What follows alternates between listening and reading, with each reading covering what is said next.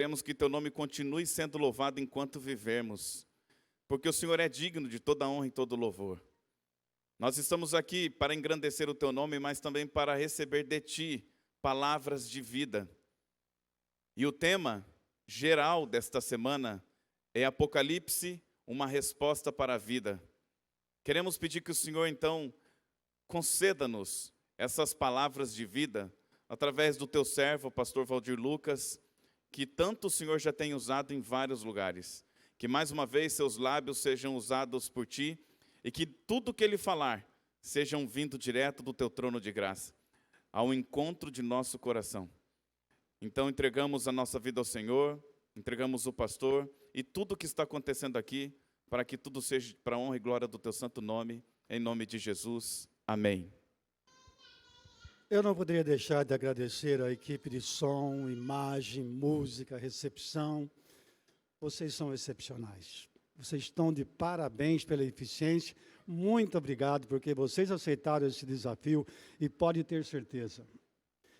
Esse livro vai ser distribuído aos milhares, que nós vamos colocar na mão das duplas missionárias, de São Paulo, para todo o Brasil. Vai ser uma bênção. E vocês estão contribuindo para esse grande projeto missionário. Muito obrigado. Espera aí, mas tem mais uma coisa. Pode ficar aqui, pastor, é o senhor já. Tem mais uma coisa. O pastor falou, esse é meu projeto de vida.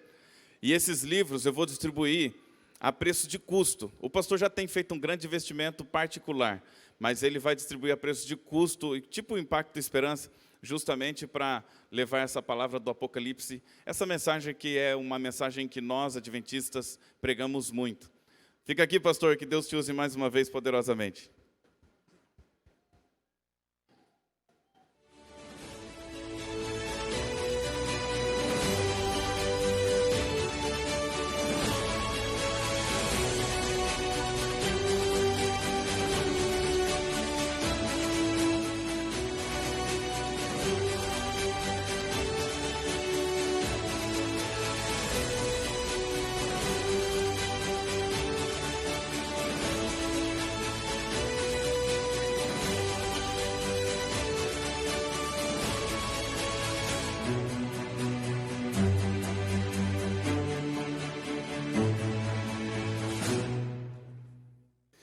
Eu louvo a Deus porque você decidiu participar comigo desta jornada espiritual, através da série Apocalipse, a resposta para a vida.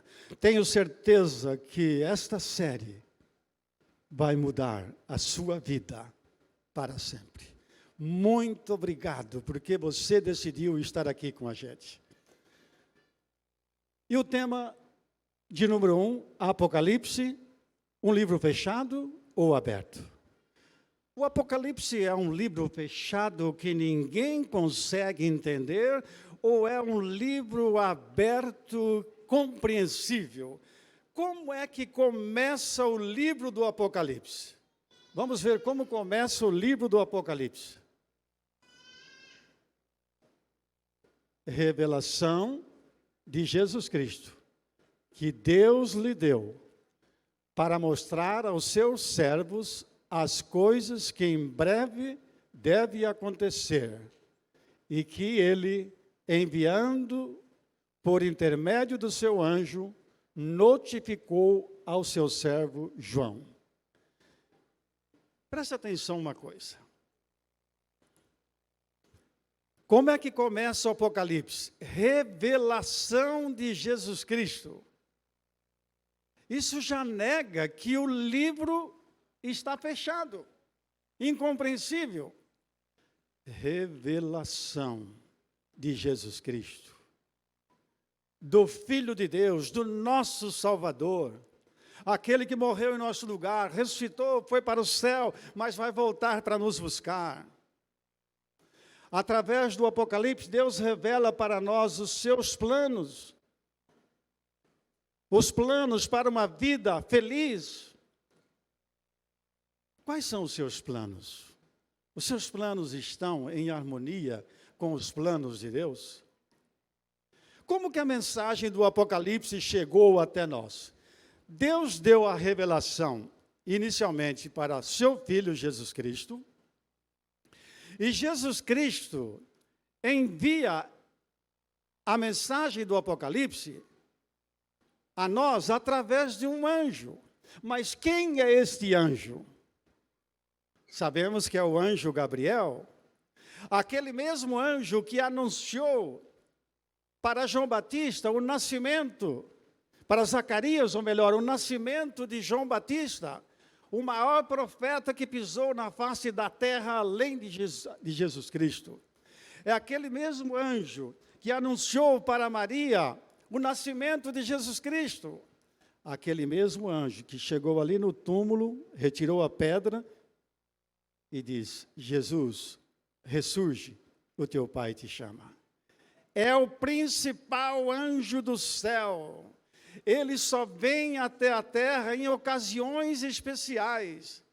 Agora, tente imaginar esse anjo descendo lá do céu numa velocidade incrível. Ele está vindo em direção ao planeta Terra, trazendo a mensagem do Apocalipse. E João recebe ordens para escrever e mostrar aos servos as coisas que em breve devem acontecer. João recebeu ordens de escrever as mensagens do Apocalipse. E que bom que ele escreveu, porque o livro está à nossa disposição hoje. Mas notem bem, as coisas que em breve devem acontecer. Vocês já estão pensando e raciocinando a respeito da importância e da urgência do estudo do Apocalipse? Eu convidei certo dia uma pessoa para vir assistir a minha série do Apocalipse e ela respondeu: pastor, eu não vou, eu tenho medo do Apocalipse. Por que será que algumas pessoas têm medo de estudar o livro do Apocalipse? As pessoas devem ter medo por não estudar o livro do Apocalipse, porque estarão despreparadas para os acontecimentos futuros. Olhe bem uma coisa aqui, o que é que está acontecendo no mundo? Tudo isso está acontecendo no mundo, incêndios, enchentes, destruindo tudo que encontra pela frente, ciclones, 300 mil pessoas desabrigadas. É um sinal do fim de todas as coisas. Tem gente que acha que isso não significa nada, mas é um sinal de Deus, diz que a história do mundo está se acabando. São avisos de Deus para nós. Bom, vamos entender um pouquinho mais sobre o autor do livro do Apocalipse. As revelações do Apocalipse foram dadas ao discípulo que Jesus mais amava, João. Quando João aceitou a Cristo, ser um discípulo de Cristo, ele não tinha mais do que 20 anos de idade.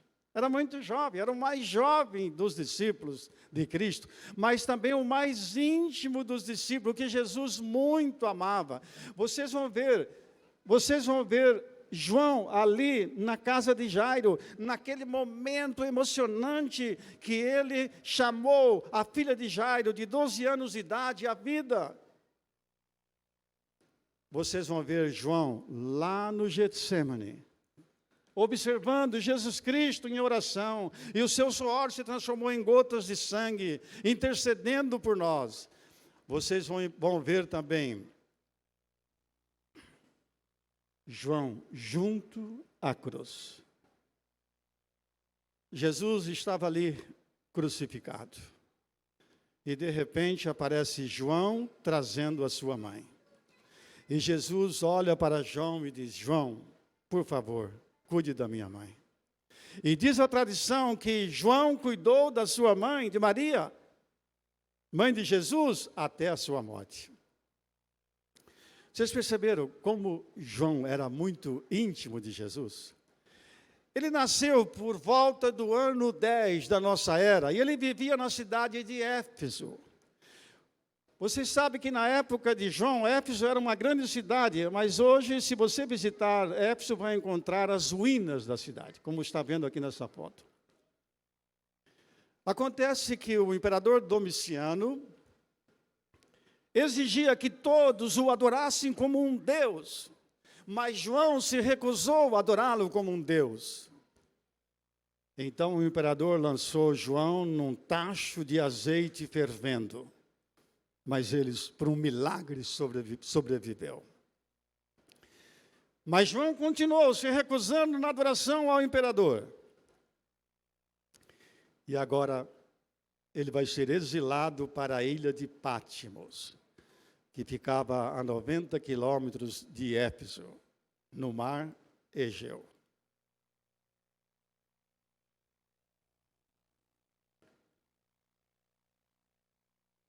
Você hoje pode pegar um barco e visitar a ilha de Patmos.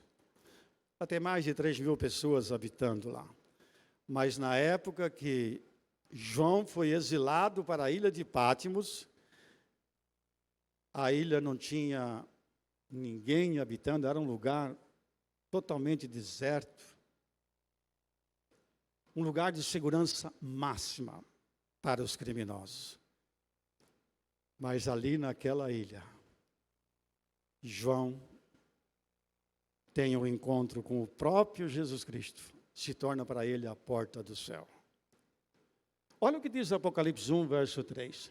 Bem-aventurados aqueles que leem e aqueles que ouvem a profecia e guardam as coisas nela escritas. Nós vamos encontrar 7 bem-aventuranças no livro do Apocalipse. E aqui está a primeira delas. Bem-aventurados, ou seja, felizes aqueles que leem, mas felizes também aqueles que ouvem. Na época que o Apocalipse foi escrito, na igreja só tínhamos uma pessoa lendo a Bíblia. Aqui nessa foto, por exemplo, você pode ver o livro do profeta Isaías, que tinha 7,5 metros de comprimento. Agora você imagina um membro da igreja indo para a igreja com 66 livros nas costas. Geralmente na igreja só tinha uma Bíblia, um manuscrito, e a pessoa lia e os demais ouviam.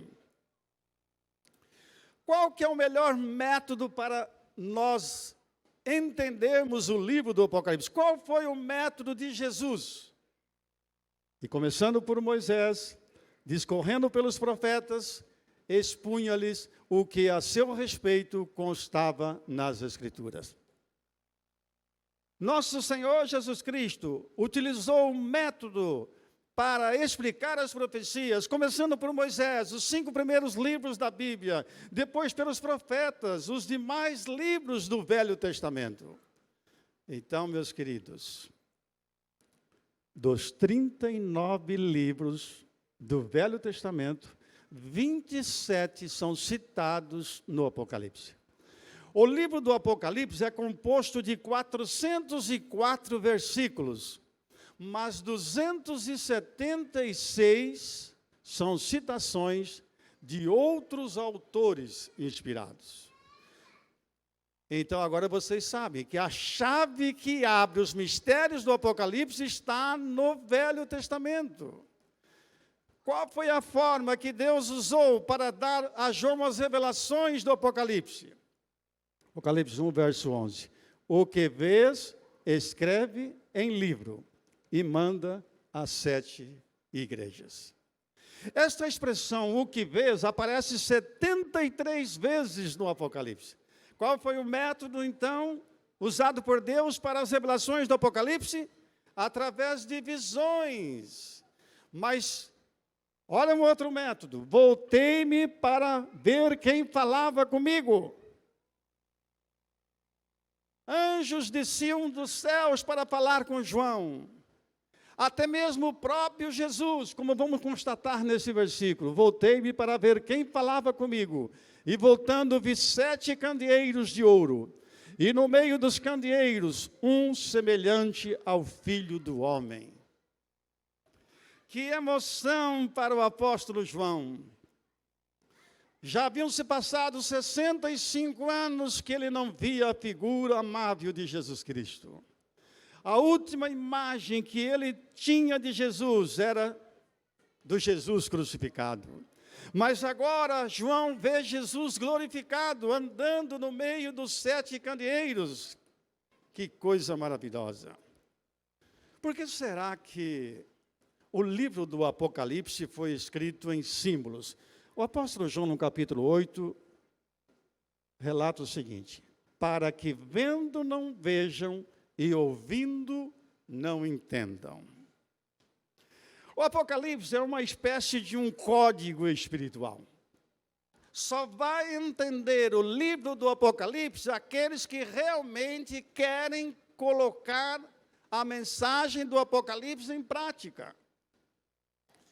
Vocês sabem que bestas e feras no Apocalipse são símbolos de poderes políticos e religiosos que perseguem o povo de Deus. Se o livro do Apocalipse tivesse sido escrito numa linguagem clara, talvez nós não teríamos esse tesouro hoje em nossas mãos, ele teria sido destruído. Perceberam? Mas existem alguns códigos para que possamos entender melhor o livro do Apocalipse. Por exemplo, em Daniel 7, 23, diz que animal significa reino. Por exemplo, Apocalipse 17, versos 15, águas, em Apocalipse, representa povos.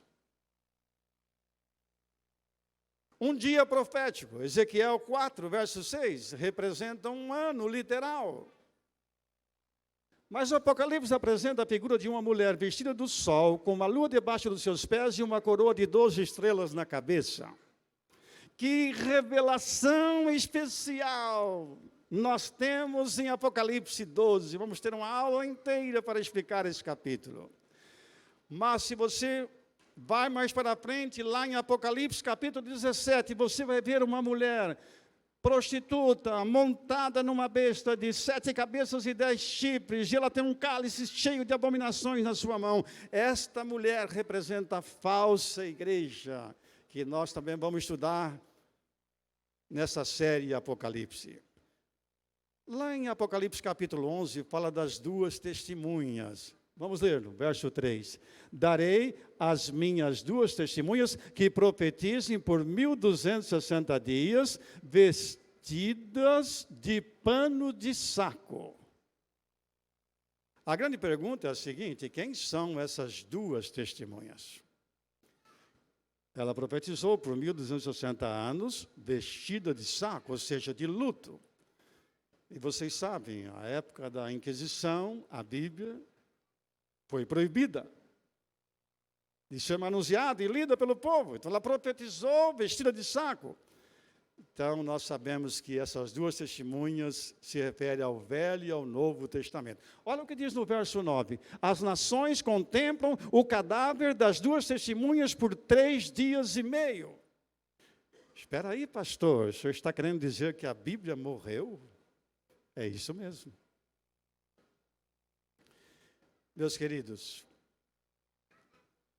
a maioria dos intérpretes entendem que esses 3 dias e meio, em profecia são 3 anos e meio, refere-se ao tempo da Revolução Francesa, que durou de 26 de novembro de 1793 a 17 de junho de 1797, quando a França aboliu a religião. Teve um voto na Assembleia que as igrejas deveriam ser fechadas, as Bíblias deveriam ser queimadas. Deus não existe. E uma mulher pagã foi nomeada a deusa da razão e ser adorada no lugar do Criador. Foram os piores anos da França. Foi um desastre. E durou exatamente 3 anos e meio. Vocês sabem que nenhum outro livro na história é tão odiado e queimado como foi a Bíblia Sagrada. Mas é um livro que tem um poder extraordinário para mudar corações, para transformar vidas. Vocês vão ver no capítulo 11 de Apocalipse, o verso 1, que aquelas duas testemunhas, elas ressuscitam. Quando aconteceu isso? Logo após a Revolução Francesa, várias sociedades bíblicas foram instaladas e publicando Bíblias aos milhares. A Bíblia ressuscitou. Olha que coisa maravilhosa. Eu tenho uma pergunta muito importante para fazer agora. É a Bíblia um livro confiável? Leia comigo. Temos assim tanto mais confirmada a palavra profética, e fazeis bem em atendê-la. É como uma luz. A Bíblia é como uma luz que ilumina os nossos passos nesse mundo escuro pelo pecado. Ilumina os nossos passos na trajetória em direção ao céu. Temos assim tanto mais confirmada a palavra profética. Já está confirmado que a palavra profética não falha. Aqui, por exemplo, eu quero que vocês atentem para a profecia do profeta Ezequiel. Tiro era uma cidade muito famosa, um porto marítimo muito especial. Mas o profeta Ezequiel fez uma profecia que a cidade seria destruída, nunca mais seria reconstruída, iria se tornar um lugar onde os pescadores enxugariam as redes. E se vocês forem lá hoje, vão ver exatamente essa cena. E as profecias a respeito de Jesus, mais de 60 profecias a respeito do nascimento e morte de Jesus, todas se cumpriram literalmente. Seu nome é Ciro. 150 anos antes de nascer, Deus já havia dito que ele seria o seu instrumento para libertar o povo de Israel da escravidão de Babilônia. E a profecia se cumpriu literalmente. A grande pergunta, a Bíblia que nós temos hoje é a mesma que foi escrita pelos profetas e pelos apóstolos? Eu quero levar vocês agora lá para a região do Mar Morto.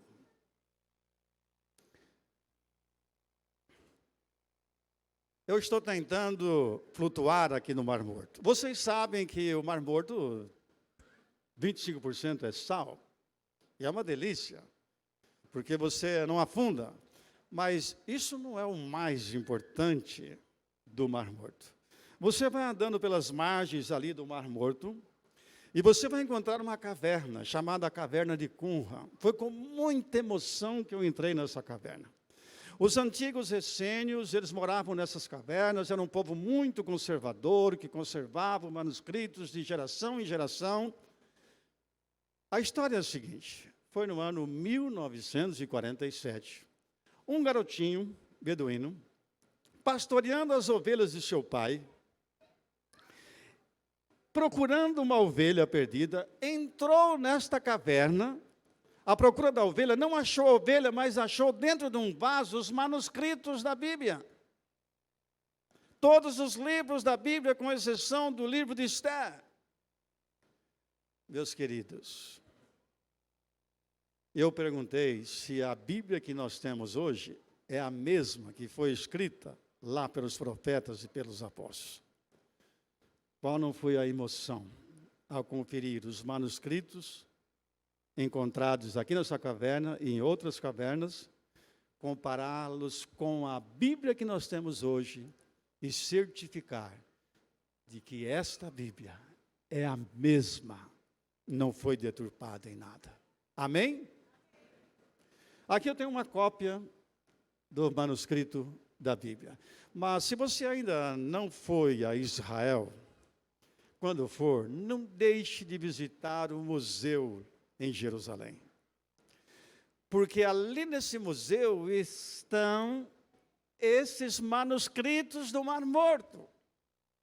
O governo israelense comprou por $250 mil, mas o seu valor é incalculável, porque mostra que a Bíblia que nós temos hoje é a mesma que foi escrita pelos profetas e pelos apóstolos. Os judeus palestinos fizeram uma revolta contra os romanos e, de repente, um judeu se entrega ao poder romano. É Flávio Josefo. E Flávio Josefo, no ano 93, olha o que ele escreveu. Na época de Pilatos, havia um homem sábio chamado Jesus. Foi condenado à crucifixão e à morte por Pilatos e ressuscitou ao terceiro dia. Talvez fosse o Messias anunciado pelos profetas. Flávio Josefo se torna historiador do imperador Domiciano. É por isso que ele diz, talvez fosse o Messias, com medo de desagradar o seu chefe, que odiavam os cristãos. Mas olha o que eu achei muito interessante, porque Flávio Josefo não era cristão. E ele está contando a história de Jesus Cristo, comprovando a veracidade da Bíblia.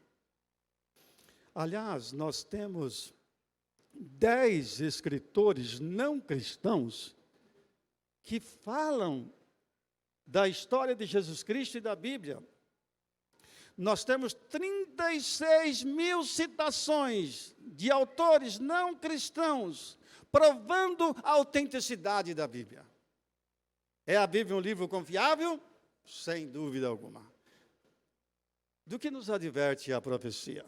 Nenhuma profecia da Escritura provém de particular interpretação. Homens santos falaram movidos pelo Espírito Santo. A Bíblia não foi escrita por uma pessoa qualquer. Por pessoas escolhidas por Deus. E elas receberam a revelação, a orientação do Espírito Santo para escrever.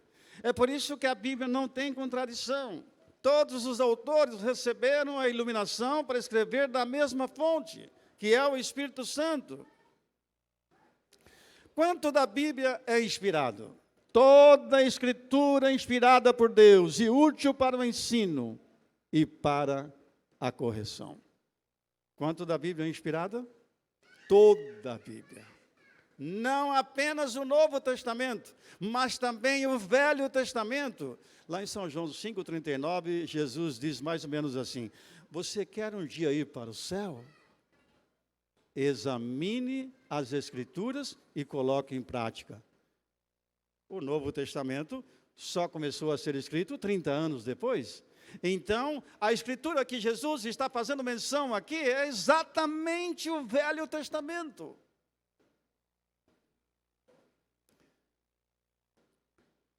Que grande advertência João faz aos leitores do Apocalipse. Se alguém lhe fizer qualquer acréscimo, as pragas cairão.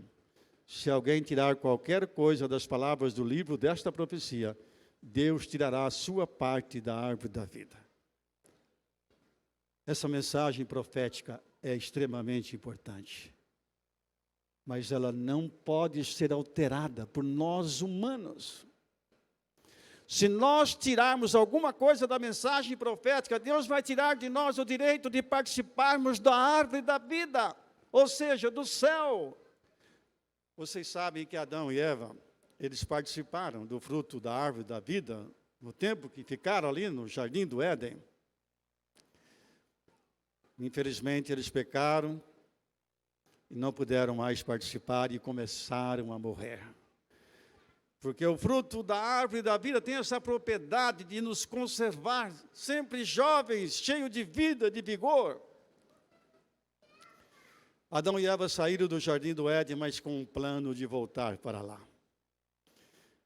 Essa série Apocalipse tem esse objetivo principal: ajudar cada um de nós, um dia, a voltarmos para o paraíso que Adão e Eva perderam. O que é que você espera desta série? João ouviu a voz de Deus. Você também, sem dúvida alguma, vai ouvir a voz de Deus. Você vai compreender a história desde a cruz até o fim do conflito entre Cristo e Satanás. Através dessa série será revelado os ardis de Satanás, o quanto ele luta para nos tirar do céu, mas nós vamos aprender como podemos vencer este inimigo. Vocês vão ver o quanto Deus nos ama, o esforço que Deus está fazendo para nos levar para o céu. E Deus faz isso através da cruz de Jesus. O pecado causa um abismo entre nós e o céu. Mas através da cruz de Jesus Cristo, nós podemos ter acesso novamente ao céu. Temos muitas promessas lindas no Apocalipse, mas a que mais me impressiona está em Apocalipse 3, verso 10. Eu te guardarei na hora da aprovação que há de vir sobre o mundo. Talvez você esteja passando por duras provas na sua vida. E pode alimentar o pensamento de que Deus se esqueceu de você. Não.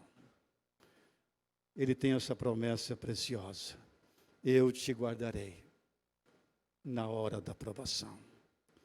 Eu não sei qual a aprovação que você está passando agora, mas você pode confiar nessa promessa. No ano 2019, tivemos um achado arqueológico fantástico. Foram encontrados pilares com nomes de pessoas. Naquele tempo que o Apocalipse foi escrito, quando uma pessoa ajudava a construir um templo, ela tinha direito de ter o seu nome lá na coluna do templo. Olha o que diz Apocalipse 3. Ao vencedor, faloei coluna no santuário de Deus. Gravarei também sobre ele o nome do meu Deus. Se você ajudar a construir o templo de Deus, o reino de Deus aqui neste mundo, você vai ter um lugar especial lá no céu. Eu estou trabalhando arduamente, porque eu quero ter o meu nome escrito lá no santuário de Deus. E você? Quero convidar a Mara e o Pedro para cantar uma música especial agora. Sabe, meus queridos, se nós abrirmos completamente o nosso coração para Jesus e deixar que Ele entre em nosso coração, vai acontecer algo extraordinário. Nós seremos as pessoas mais felizes deste mundo. Nós vamos encontrar a paz que só Deus pode dar. Ouça essa música.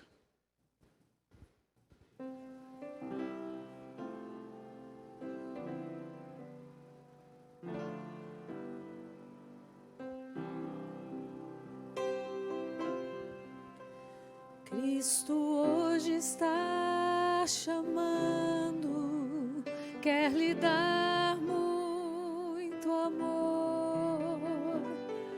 Não deixe esta chance passar. Venha logo para Jesus e encontrará a paz que o mundo não pode dar.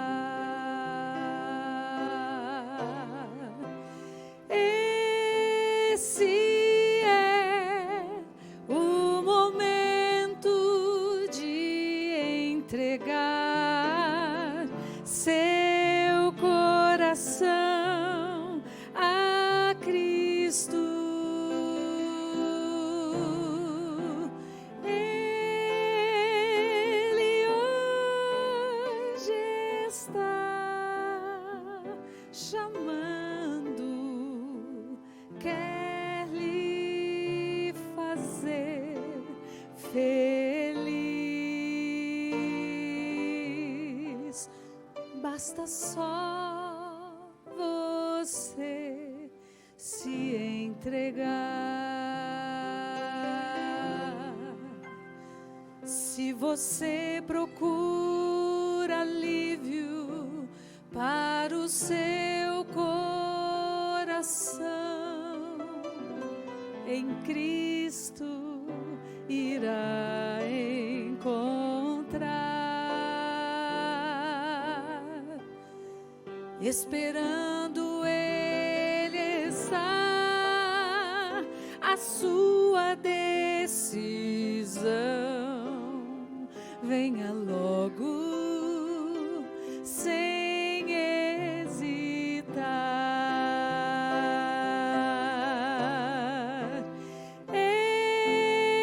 Esse é o momento de entregar seu coração a Cristo. Ele hoje está chamando, quer lhe fazer feliz. Basta só você se entregar. Ele hoje está chamando, quer lhe fazer feliz. Basta só você se entregar.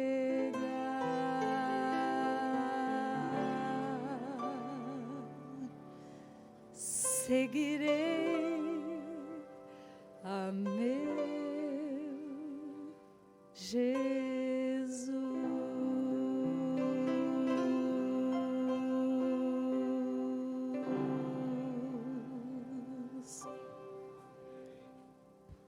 Amém. Muito obrigado, Mara e Pedro. O Apocalipse culmina com a volta gloriosa do Senhor Jesus Cristo a este mundo. Vocês não têm ideia da expectativa de Jesus em relação a você. Como Ele gostaria que você estivesse pronto naquele dia para ir com Ele para o céu. Queridos irmãos e amigos que estão me ouvindo aqui de uma forma presencial, você que está me ouvindo em casa, através da internet, eu quero fazer mais uma vez agora um apelo ao seu coração. Abra o seu coração para Jesus. Deixe que Ele entre na sua vida. Ele quer lhe colocar a paz e a alegria que ninguém mais pode dar. Mas eu quero pedir uma coisa para vocês. Não deixe de assistir toda esta série do Apocalipse, a resposta para a vida. Deus tem surpresas, algo extraordinário para você. Quantos de vocês que estão aqui, quantos de vocês que estão em casa, gostaria de dizer: Senhor Jesus, pode contar comigo. Eu vou me esforçar para participar dessa série, porque eu quero um dia estar no céu. Feche os seus olhos, vamos orar. Obrigado, bom Deus. Esta primeira aula da série Apocalipse, nós podemos entender como o Senhor está preocupado na nossa salvação, enviando essas revelações tão preciosas do Apocalipse, que vão, sem dúvida alguma, contribuir muito no processo da nossa ida para o céu. Oh, Pai querido, ajuda-nos a estarmos aqui cada aula e assistirmos também em casa cada aula, de tal forma que o grande sonho de Deus para nós se torne uma realidade. Naquele dia, quando Jesus voltar, nós estarmos prontos e irmos com Ele para o céu. Enche o nosso coração dessa esperança. Em nome de Jesus. Amém.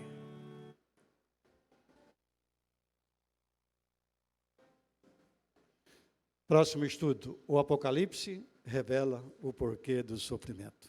Conto com vocês.